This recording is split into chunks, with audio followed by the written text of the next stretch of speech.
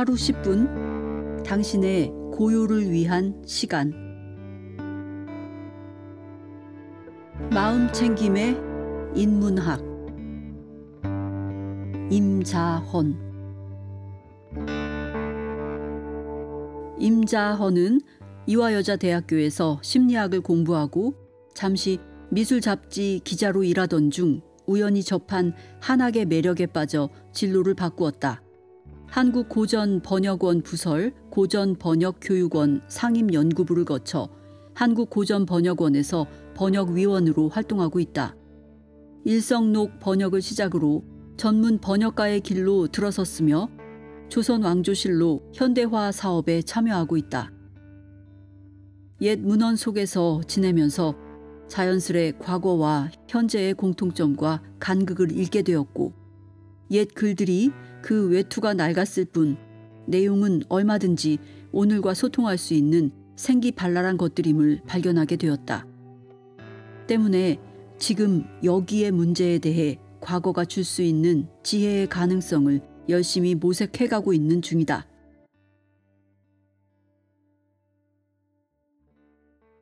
들어가며.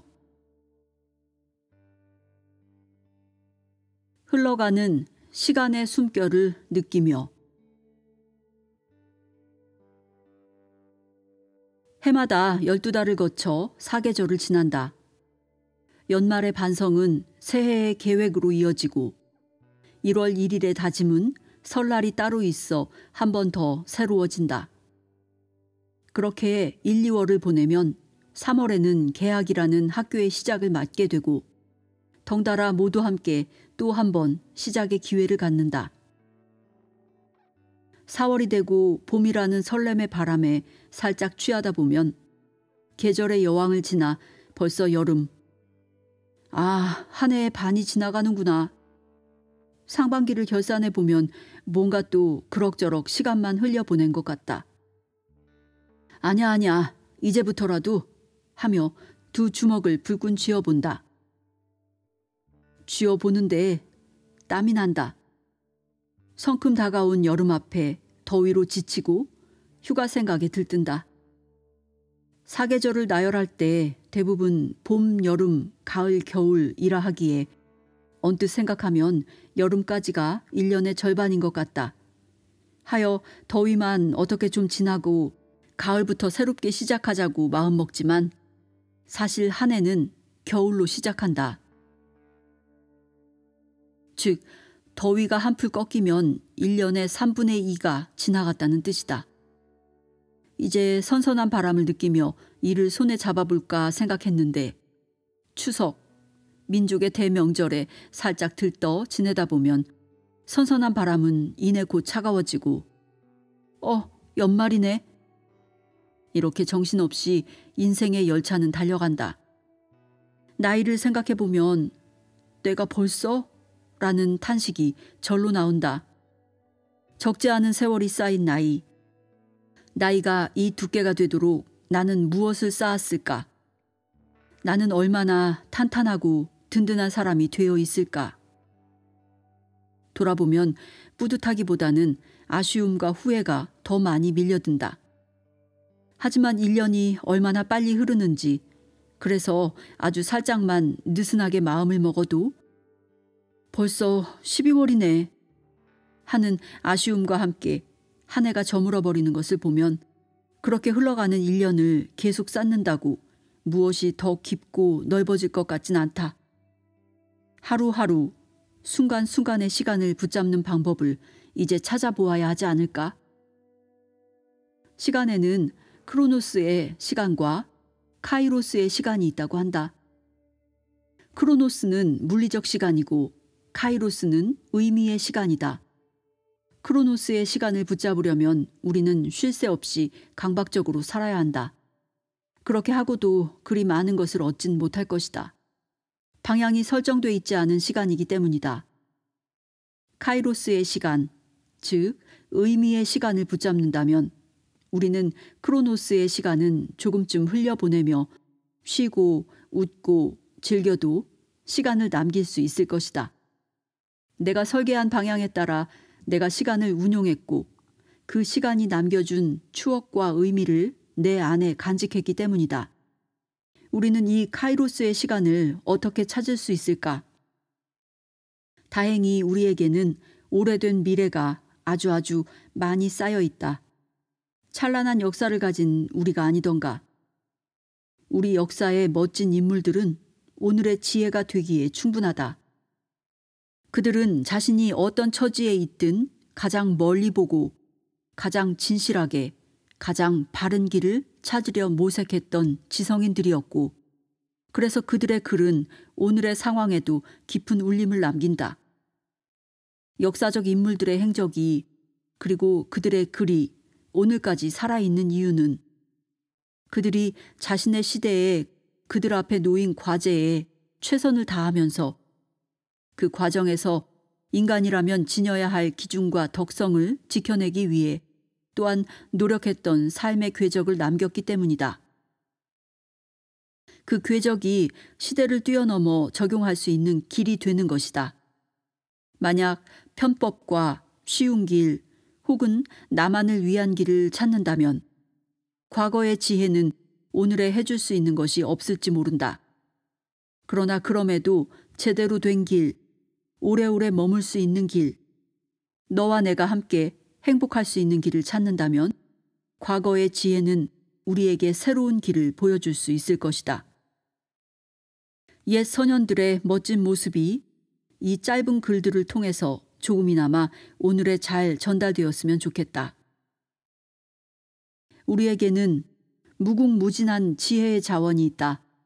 아직 그 문을 제대로 열어젖히지 않은 꽤 괜찮은 과거와 꽤 훌륭한 인물들이 우리를 여전히 기다리고 있다. 이 책을 통해 그 문 너머의 가치가 조금이라도 잘 와닿아 마음 챙김의 시간이 되길 바란다.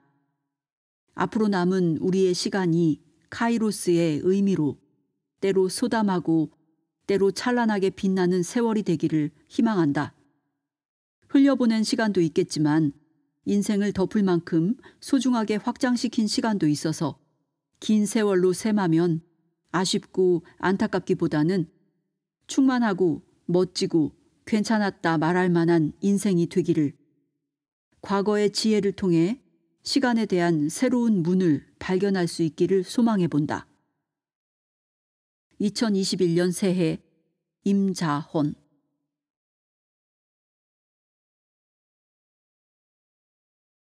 일장 새날의 마음챙김. 선택과 집중. 노인장, 나무를 하려거든 푸른 솔가지는 찍지 마오. 소나무 높이 커서 만길이 되면 기우뚱한 큰 집도 괸 수 있다오. 노인장, 나무를 하려거든 가시덩굴은 모조리 베어내 주소. 가시덩굴이 모조리 베어내지면 지초와 난초 그 얼마나 무성하겠소. 나무꾼이여, 나무꾼이여, 산중에는 오래 머물면 아니 된다오. 날 위해 어서 가서 성군의 기대에 부응해 주시게. 정도전. 삼봉집 권일 7원 고시 중 나무꾼이 나무하는 그림을 보고 짓다. 제초수도. 새로운 한 해가 시작되면 어김없이 마음을 다잡고 새로운 계획을 세워보게 된다. 몇 달도 아니고 그저 며칠 만에 그 계획이라는 게 별다른 성과도 거두지 못하고 은근슬쩍 자취를 감춘다 해도 새해란 미지의 기대로 충만한 특별한 시간. 올해만은 기필코 꼭 두 주먹을 불끈 쥐며 비장하게 책상 앞에 앉는 것은 더 나은 미래를 기대하는 인간의 어쩔 수 없는 반복 행동인지도 모른다. 올해의 큰 목표와 다달이 이루어야 할 월별 목표를 세워본다. 이런 중요한 순간에 이 비장한 결심을 격려받기에 적합한 인물이 있다. 조선이란 나라를 연 사람, 한 나라의 시작을 설계하고 주도한 인물인 정도전이다. 이 시는 1390년 고려 마지막 임금이었던 공양왕 2년 여름에 정도전이 명나라 천자의 생일을 축하하러 갔었던 사행길에 나무꾼이 나무하는 것을 소재로 한 그림을 보고 지은 것이다. 그 그림은 중국 한나라 때 주매신이라는 인물이 나무하는 일로 생계를 꾸리며 공부해서 한무제에게 등용되어 크게 쓰였던 일을 묘사하고 있었다. 이에 정도전은 나무꾼이 나무하는 일을 조정해서 바른 지성인을 등용하고 소인배를 물리치는 일에 비유하고, 아울러 그런 재능 있는 선비들에게 초야에 잊지 말고 조정에 나와 갈고 닦은 기량을 펼쳐줄 것을 당부하는 등 그림에 빗대 자신의 생각을 풀어놓았다. 제대로 된 나무꾼이란 어떤 나무를 자라게 두고 어떤 나무는 베어내야 할지 아는 사람이다. 숲을 가꿀 줄 모르면 제대로 된 나무꾼이라고 할 수 없다. 가시덩굴을 베어주어야 지초와 난초 같은 좋은 풀이 상하지 않고 털을 뺏기거나 성장에 방해받지 않고 자랄 수 있다. 그래야 이 다음에 겨우 뗄나무 정도가 아니라 진짜 값이 나가는 나무를 해다 팔 수 있는 것이다. 나무꾼은 나무를 잘 알아야 하고 숲을 잘 이해해야 하며 미래를 내다보며 참을 줄 알아야 한다.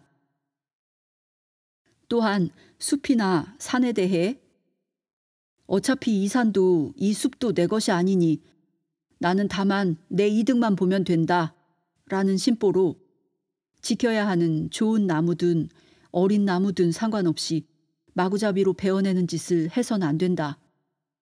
중요한 것을 제대로 알아 선택과 집중을 해야 하는 것이다. 삶도 마찬가지 아닐까?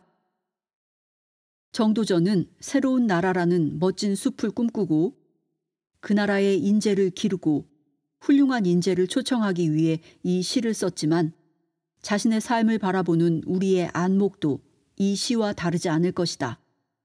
우리는 우리 인생이라는 산과 숲의 주인이고 그 산과 숲을 가꾸는 나무꾼이다. 그러나 때로 주인 없는 산과 숲처럼 삶을 대하고는 한다. 늘 급한 일로 쫓기고 당장 해결해야 하는 일에 급급해서 정작 중요한 것은 종종 놓치고 마는 것이다. 당장의 뗄나무를 해결하느라 눈앞의 나무가 무슨 나무인지 상관하지도 않는다. 소나무도 베고 가시나무도 베고 지초와 난초가 그냥 풀과 뭐가 어떻게 다른지 신경 쓰지도 않고 되는 대로 뽑아내서 값쳐주는 이에게 대충 팔아넘기며 살아간다. 그러다 보니 나에게도 너에게도 남에게도 또 세상에게도 아쉬움만 가득한 인생이 되어간다. 사실 급한 일을 해결하는 것보다 중요한 일을 해결하는 것이 훨씬 더 중요하다는 것을 모르는 건 아니다. 그러나 당장 발등에 불이 떨어졌는데 그걸 못 본 척하고 중요한 일로 눈을 돌린다는 것은 절대 쉬운 일이 아니다. 그래서 이번까지만, 여기까지만, 올해까지만, 이 일이 해결될 때까지만 하며 급한 불부터 끈다. 하지만 그렇게 불을 끄다 보면 문득 깨닫게 되는 순간이 온다. 그 까지만이라는 게 도무지 끝나질 않는다는 사실이다. 자신의 삶을 설계하기에는 외부에서 요구하는 것이 너무 많고 압력도 거세다. 공부라는 것이 시작되는 순간부터 우리 인생은 내 것이 아니라 남의 것이 되는 느낌이다. 입학과 동시에 전전긍긍이 시작된다. 모의고사가 끝나면 중간고사, 중간고사가 끝나면 또 모의고사, 모의고사가 끝나면 기말고사. 그러다 보면 대학 수학 능력평가가 기다리고 있다. 그 사이에 자잘한 내신 정비용 시험들도 무수히 많다. 공부를 왜 하는지 생각해 볼 새도 없이 과제가 휘몰아친다.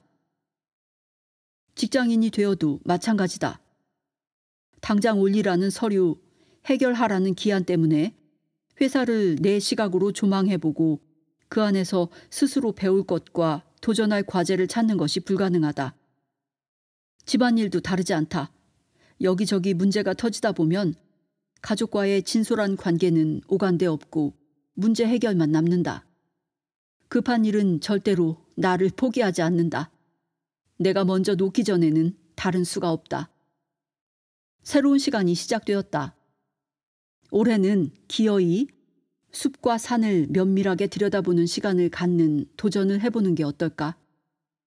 중요한 것에 시간과 노력을 쏟는 일은 투입과 산출이 곧장 이어지는 일이 아니다. 그래서 어렵다. 하지만 훌륭한 나무꾼은 나무를 알아볼 줄 알고 베어낼 시기를 알고 기다릴 줄 안다. 당장의 작은 이익 때문에 아무렇게나 난도질한 숲과 산에 비해 제대로 공들여 가꾼 숲과 산이 후일 가져다 줄 이로움이 얼마나 클지는 세세히 따지지 않아도 쉽게 짐작해 볼 수 있다. 장자의 경상초에는 이런 말이 있다. 하루 단위로 계산하면 부족하지만 1년 단위로 계산하면 남음이 있다. 정도전은 고려 말 혼란한 시기에 벼슬길에 나와 많은 부침을 겪었다. 공민왕의 유학진흥책과 개혁이 펼쳐졌을 때 큰 기대를 품었으나 공민왕이 시해되고 우왕이 즉위하자 기대는 가뭇없이 사라졌다. 나라의 혼란과 함께 정도전의 인생도 혼란스러워졌다.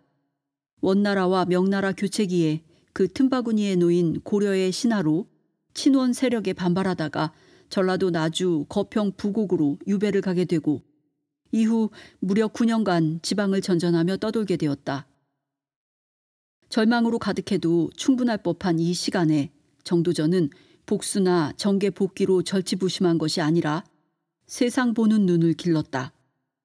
그리고 거기에서 개혁이 아닌 혁명이 필요하다는 답을 얻고 그 중요한 혁명을 제대로 시도하고 완성하기 위해 꼼꼼한 청사진을 그렸다.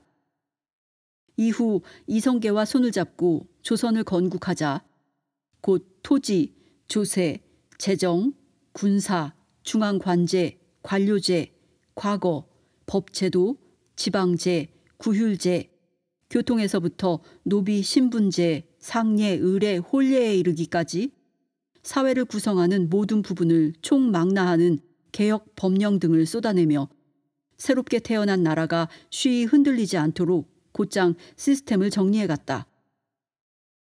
그리고 조선은 그가 정비한 큰 틀 안에서 계속 운영되었다.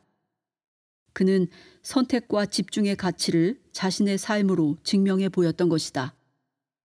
새해가 무사히 시작되었다면 하늘이 우리 각자의 인생을 기대하며 다시 한번 기회를 허락했다는 의미일 것이다. 이런 귀한 기회를 급한 일에 쫓겨 또다시 잃어버린다면 너무 어리석지 않겠는가? 기어이 중요한 일을 위해 나만의 시간을 붙잡는 한 해가 되길 바란다. 5. 좋아요의 그물. 사람다운 사람이 나를 사람이라 하면 좋아할 만한 일이고 사람답지 못한 사람이 나를 사람이 아니라고 한다면 그것도 좋아할 만한 일이다. 사람다운 사람이 나를 사람이 아니라 하면 그건 걱정할 만한 일이고 사람답지 못한 사람이 나를 사람이라 한다면 그 또한 걱정할 만한 일이다. 이달충. 충선왕 시절 재정집 권이 잠 사랑받고 미움받는 일에 대해 경계함 중에서. 요즘 관종, 관심종자라는 말이 유행이다. SNS로 개인이 다수에게 주목받을 수 있게 되면서 생긴 현상인 듯하다. 다른 사람으로부터 관심과 사랑을 받는 걸 좋아하지 않는 사람은 없겠지만 인터넷이 발달하기 이전에는 대개 나와 내 주변 정도로 타인과의 관계가 제한적이었다. 그런데 온라인으로 불특정 다수와 접촉할 수 있게 되면서 이른바 인기가 매체에 등장하는 소수의 전유물이 아니라 평범한 사람도 누릴 수 있는 것이 됨에 따라 점점 더 많은 SNS 사용자들이 좋아요에 취해가고 있다. 내가 멋진 사람 혹은 영향력 있는 사람이 된 것 같고 그렇게 관종에 발을 들여놓게 된다. 그러나 다른 사람들이 좋아요를 많이 눌러준다고 정말 내가 괜찮고 멋진 사람인 것일까? 이 글은 참 재미있게 짜여 있다. 이달충은 이 글에서 유비자와 무시옹이라는 가상의 인물을 설정해서 이야기를 풀어간다. 유비자는 아닌 사람이라는 뜻이고 무시옹은 없는 늙은이라는 뜻으로 존재하지 않는 사람이란 뜻이다. 이름부터가 재밌다. 양자 역학적이다. 어느 날 유비자가 무시옹에게 이런 말을 했다. 얼마 전에 사람들이 모여 인물에 대해 논했는데 누구는 그대를 가리켜 사람답다고 했고 또 다른 누구는 그대를 가리켜 사람답지 못하다고 했습니다. 왜 그대는 누구에게는 사람 대접을 받고 또 다른 누구에게는 사람 대접을 받지 못하는 겁니까? 무시옹이 이 말을 듣고는 별일 아니라는 듯 덤덤히 대답했다. 사람들이 나를 사람다운 사람이라고 해도 나는 기분이 좋지 않고 사람들이 나를 사람다운 사람이 아니라고 해도 별로 화나거나 걱정되지 않습니다. 그것보다는 사람다운 사람이 나를 사람이라고 하고 사람답지 않은 사람이 나를 사람이 아니라고 하는 게 더 낫죠. 나는 나를 사람이라고 하는 사람이 어떤 사람이며 나를 사람이 아니라고 하는 사람이 어떤 사람인지 몰라요. 사람다운 사람이 나를 사람이라고 하면 좋아할 만한 일이고 사람답지 못한 사람이 나를 사람이 아니라고 한다면 그것도 좋아할 만한 일이죠. 사람다운 사람이 나를 사람이 아니라고 하면 그건 걱정할 만한 일이고 사람답지 못한 사람이 나를 사람이라고 한다면 그 또한 걱정할 만한 일이고요. 기분 좋아하거나 기분 나빠하고 걱정하기 전에 평가하는 사람부터 살펴야 할 일이죠. 나를 사람이라고 하고 나를 사람이 아니라고 하는 그 사람이 사람다운 사람인지 사람다운 사람이 아닌지부터 살펴야 하는 겁니다. 그러므로 오직 사람다운 제대로 된 사람이어야 능히 사람을 사랑할 수 있고 사람을 미워할 수 있다고 하는 것입니다. 나를 사람이라고 하는 사람이 제대로 된 사람이던가요? 혹은 나를 사람이 아니라고 하는 사람이 제대로 된 사람이던가요? 이에 유비자가 웃으면서 물러갔다. 이달충은 말한다. 내가 받는 평가 그 자체가 중요한 것이 아니라 누가 내리는 평가인지가 더 중요하다고. 논어의 자로편에 보면 공자가 제자 자공과 이런 대화를 나누는 장면이 등장한다. 자공이 물었다. 어떤 사람이 있는데요. 주변 사람이 모두 그를 좋아해요. 그 사람은 어떻습니까? 공자가 말했다. 좀 그런데. 그럼 주변 사람이 그를 모두 싫어하면요? 그 사람은 어떻습니까? 그것도 좀 그런데. 주변 사람 중에서 착한 사람들은 좋아하고 못된 사람들은 싫어하는 사람이 낫지 않겠냐? 정말이지. 맞는 말이다. 좋은 사람이 나를 칭찬해야 내가 좋은 사람인 거지. 나쁜 사람이 나를 좋은 사람이라고 하면 나는 대체 어떤 사람인 건가? 그리고 좋은 사람이든 나쁜 사람이든 누구에게든 좋은 사람이라고 칭찬을 받는다면 그건 이도저도 아닌 그저 칭찬받기 위한 자아만 있을 뿐 아무 판단도 기준도 없는 사람일 수 있다. 그래서 공자는 그런 사람을 매우 싫어했다. 세상의 가치 판단을 흐리는 사람이라면서 말이다. 사실 누군가 나에 대해 그 사람은 참 아니야 라고 말한다면 그걸 전해 듣는 순간 머리 꼭지가 돈다. 네가 뭔데 날 판단해? 라면서 화부터 치솟는다. 인격이 성숙한 사람이 나를 칭찬하고 인격이 미성숙한 사람이 날 배척한다면 내가 옳은 길을 가고 있다는 반증이니 그러려니 할 만도 하지만 상대가 어떤 인격을 지녔든 나에 대해 좋지 않은 반응을 보이거나 좋지 않은 말을 했다 하면 일단 화부터 난다. 사랑받고 인정받고 싶은 욕구가 이성을 마비시키는 것이다. 자신의 상관이 어떤 사람이든지 간에 자신이 소속된 회사나 학교가 얼마나 비효율적이고 비논리적인 시스템을 가지고 있든지 간에 그리고 평소에 그런 문제를 얼마나 입 아프게 지적했든지 간에 평가가 내려질 시기가 되면 그 사람의 눈에 들기를, 그 조직의 평가에 적합한 사람이기를 간절히 소망하게 되고, 그 기준에 맞춰 행동하고 일하느라 스스로 기기묘묘해지고 그러느라 진이 다 빠진다. 나를 평가하는 대상의 문제점을 지적하고 거기에 반발하는 사람에게 우리는 이런 속담을 들려주며 자제시키곤 한다. 모난 돌이 정 맞는다. 그러나 세상은 그런 모난 돌들로 인해 불합리와 비논리와 부정의를 고치고 쇄신하며 변화해 왔다. SNS로 권위적이고 위계적이었던 세계의 틀이 많이 붕괴된 것도 사실이지만 평범한 사람들의 일상이 SNS에 잠식당하고 있는 것도 사실이다. 좋아요가 주는 즐거움에 취해 실제 내가 어떤 사람인지, 실제 나의 삶이 어떤 상황인지, 내가 가야 할 옳은 방향은 어디인지 종종 놓치게 된다. 게다가 나와 SNS 상에서 관계를 맺는 이들은 대체로 나와 취향이나 성향이 비슷한 사람들이다. 내 편을 들어주고 내 의견에 맞장구 쳐주는 사람들 속에서 나도 모르는 사이에 어떤 틀 안에 갇히게 된다. 더 다양하고 더 많은 의견이 있는 더 넓은 세상이 있다는 것을 잊어버리게 되는 것이다. 이달 중에 이 이야기에서 무시옹은 대화를 마친 후 이 대화를 토대로 다음과 같은 잠을 지어 스스로 경계했다. 여기서 잠은 훈계하는 뜻을 적은 글의 형식을 말한다. 정우성이 잘생긴 것이야. 누군들 아름답게 여기지 않겠는가? 고든 램지가 만든 음식이야. 누군들 맛있다 하지 않겠는가? 좋아요와 미워요가 혼란스럽거든. 그저 자기 자신을 되돌아볼 뿐. 보편적인 취향에 맞추다 보면 자기 자신을 잊게 된다. 기준을 외부에 두면 나도 모르는 사이에 나를 잊게 되는 것이다. 좋아요에 취해 진짜 자기를 잃으면 굳이 가상현실이든 증강현실이든 혼란스러운 공간에 발을 들이지 않아도 현실에서의 나가 지워지는 셈이다.